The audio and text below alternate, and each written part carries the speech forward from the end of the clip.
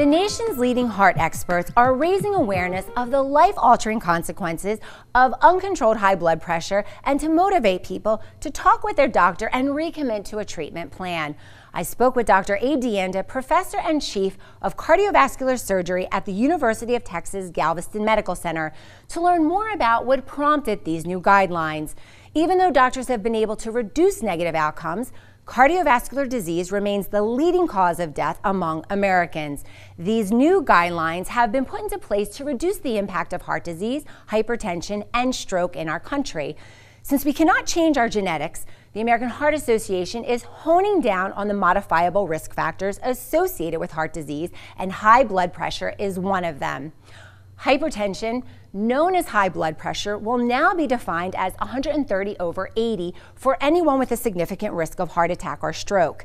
The previous guidelines defined high blood pressure as 140/90. Your systolic pressure is the top number and represents the forward-moving blood from your heart to your body. The bottom number represents the pressure when your heart is resting and filling with blood. If the bottom number is too high, you can damage your heart and coronary arteries. I've heard some criticism of the new guidelines, saying it only promotes expensive high blood pressure medication, but doctors say the first best option is still diet and lifestyle changes. The holidays can be a bad time of year for health. Doctors recommend taking all things, including stress, in moderation.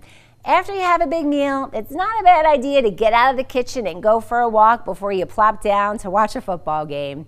Rose Belts, KREM 2 News.